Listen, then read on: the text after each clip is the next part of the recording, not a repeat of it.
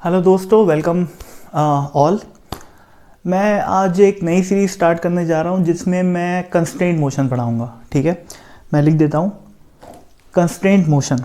आप लोगों ने टॉपिक सुना होगा नाम, या कई बार नहीं भी सुना रहता अपन लोगों ने। ठीक है, कंस्ट्रेंट मोशन। अब देखो यार, जो बच्चे IIT JEE की तैयारी कर रहे हैं, या फिर जो बच्चे नीट की तैयारी कर रहे हैं, या फिर सिंपली जो बोर्ड एग्ज़ाम की तैयारी कर रहे हैं, ठीक है, उन सभी को ये टॉपिक के बारे में अच्छे से पता होना चाहिए, क्योंकि ये topic Newton's law of motion और काइनेमेटिक्स के बीचों बीच पढ़ाया जाता है। जैसे मैं बात करूँ काइनेमेटिक्स की और न्यूटन्स लॉ ऑफ मोशन की, ठीक है, तो जब अपन काइनेमेटिक्स में वेलोसिटी, स्पीड, टाइम, एक्सेलरेशन, इन सब चीज़ों की बात कर लेते हैं, तो उसके बाद अपन शिफ्ट होते हैं न्यूटन्स लॉ ऑफ मोशन में। ठीक है, वहाँ पर ब्लॉक्स होती हैं, पुलीज होती हैं। ठीक है, एक ब्लॉक v वेलोसिटी से जा रहा है तो दूसरा ब्लॉक v2 वेलोसिटी से जा रहा है, ऐसा डिफरेंट वेलोसिटीज़ का कॉम्बिनेशन रहता है। ठीक है, अब मैं देखा हूँ यार, ये जो कंस्ट्रेंट मोशन है ना, ये 90% बच्चों को क्लियर नहीं रहता है।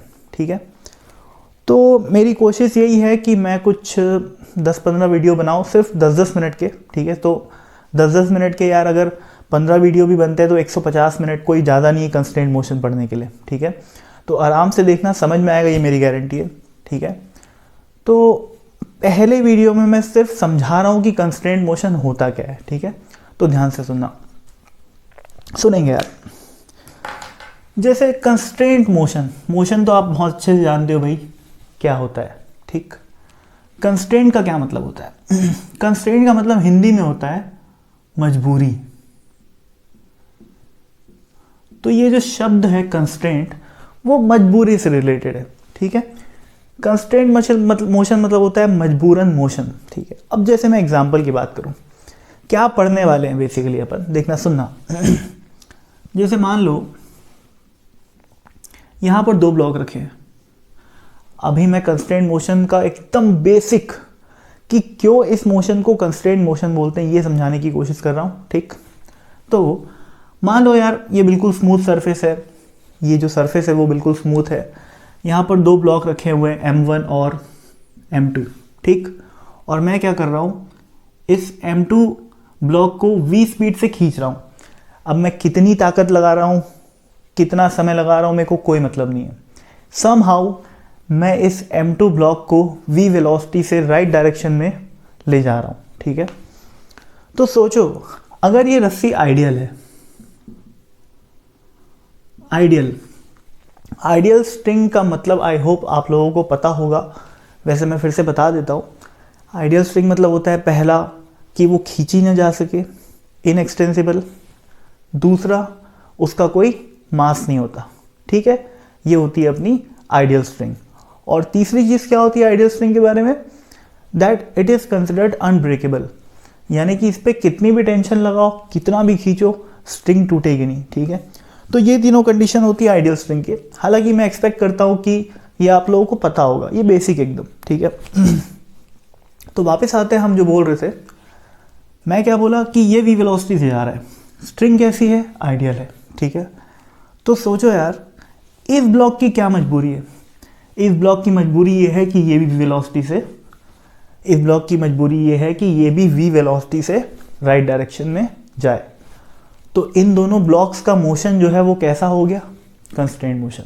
आपस में जुड़ा हुआ मोशन है, इन दोनों आपस में ताल्लुक़ रखते हैं, रिश्ता रखते हैं। इसकी वेलोसिटी का रिश्ता डायरेक्टली इसकी वेलोसिटी से है। ठीक है, और आपको साफ साफ दिख रहा होगा कि ये केस इतना सिंपल है कि मैं सीधा बोल सकता हूँ कि अगर ये v से जा रहा होगा तो ये भी v से जा रहा होगा। ठीक है, तो कंस्ट्रेंट मोशन का मतलब समझाना मेरा पर्पस था इस डायग्राम को ड्रॉ करके। ठीक है, एक छोटा सा एग्जांपल और लेता हूं, सुनना। इसको मिटा रहा हूं यार। जैसे मान लो ये पुली है, अगेन मैं फिर से बोलूंगा, ये मासलेस पुली है, आइडियल पुली है। ठीक है, तो मासलेस है, तो अपन एग्जांपल के तौर पे एक M1 मास ऐसा ले लेते हैं, और एक मास ले लिया अपन M2। ठीक, अब रस्सी जो है वो आइडियल है, आइडियल रस्सी का परिभाषा मैं तुमको बता दिया। ठीक है, अब जैसे मान लो मैं इस ब्लॉक को v वेलोसिटी से ऊपर खींच रहा हूँ। अब इसमें ग्रेविटी फेविटी सब क्या लग रही है बाद में देखना। मान लो कि ये सेटअप कहाँ पर है, स्पेस में, so no tension of gravity, ठीक। अभी मेरा मतलब सिर्फ और सिर्फ कंस्टेंट मोशन की परिभाषा बताना है, ठीक है। तो ग्रेविटी जाए भाड़ में, मान लेते हैं कि अपन स्पेस में, ठीक। तो सोचो अगर ये भी वेलोसिटी से जा रहा है, स्ट्रिंग इनएक्सटेंसिबल है, तो इस ब्लॉक की क्या मजबूरी है, ये ऊपर से जा रहा है तो इसको सेम वेलोसिटी से नीचे जाना पड़ेगा। ये कॉमन सेंस की बात है यार, है ना, ये बिल्कुल कॉमन सेंस की बात है। इतना सिंपल एग्जांपल ले रहा हूँ, इसका ये मतलब मत समझना कि मैं आप लोगों का टाइम वेस्ट करना चाह रहा हूँ। अगली बार जब क्वेश्चन आएगा जो थोड़ा सा टफ होगा, उसमें ये बेसिक अंडरस्टैंडिंग आपकी मदद करेगी, ठीक है ना। पर्पस बस यही है कि मैं आपको कंस्ट्रेंट मोशन का मतलब समझा सकूँ, ठीक है। तो आई होप आपको कंस्ट्रेंट मोशन का मतलब समझ में आ गया होगा कि मजबूरन मोशन, कि अगर एक ब्लॉक और दूसरा ब्लॉक आपस में कनेक्टेड है, आपस में उन दोनों का मोशन समहाउ कनेक्टेड है, चाहे उनके बीच में कोई रस्सी लगी हुई हो, चाहे कोई रॉड लगा हुआ हो, या फिर कुछ और हो, ठीक है। पर ये डेफिनेट हो गया कि इन दोनों का मोशन रिलेटेड है। ये अगर v से जा रहा है तो इसकी मजबूरी है v से नीचे जाने की। तो this is a type of constraint motion, ठीक है।